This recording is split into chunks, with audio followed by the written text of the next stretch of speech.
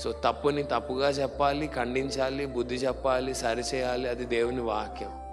కానీ అంతటితో ఆ రోజుతో ఆ పని అయిపోయింది. దాన్ని కొనసాగించద్దు, కంటిన్యూ చేయొద్దు.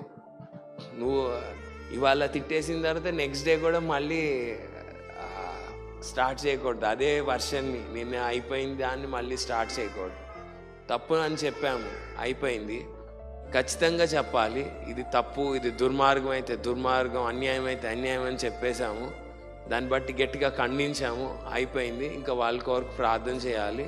అప్పుడు కొంచెం గట్టిగానే చెప్పాలి. ఒట్టిగా ఏదో సాఫ్ట్గా చెప్పడం కుదరదు, గట్టిగా చెప్పాలి. మనం హృదయపూర్వకంగా తప్పుని ఖండిస్తున్నప్పుడు ఖచ్చితంగా ఆ సరి చేయడానికి ఆ మాటలు హృదయం లోపలికి వెళ్తాయి. సో చాలామంది ఏవో పిచ్చి పిచ్చి బూతులన్నీ మాట్లాడుతూ ఉంటారు.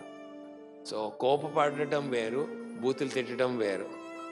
సో మన నోటిని అదుపులో ఉంచుకోవాలి. ఏం బూతులు మాట్లాడుతున్నాం, ఎట్లా మాట్లాడుతున్నాం, ఎవరైనా ఇంకా బూతులు మాట్లాడుతా అంటే జాగ్రత్తగా సరి చేసుకోవాలి. జనరల్గా మరి ఇప్పుడు ఇక్కడ ఎవరెవరు ఎలా ఉంటున్నారో నాకు తెలియదు, కానీ ఊర్లో మాత్రానికి మాటలతో పాటు బూతులు కూడా వస్తాయి. ముద్దు కూడా బూతులతోనే మాట్లాడతారు. కోపపడటం వేరు, బూతులు మాట్లాడటం వేరు. సో అలానే తృణీకరించాలి, వాళ్ళని అవమానపరచాలని తిట్టడం వేరు, సరి చేయాలి అనే ఆలోచనతో తిట్టడం వేరు. కోపపడటం పరిశుద్ధమైన కోపం అది.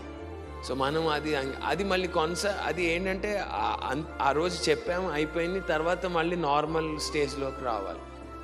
అదే కొనసాగుతూ ఉంటే సైతానికి అవకాశం దొరుకుతుంది.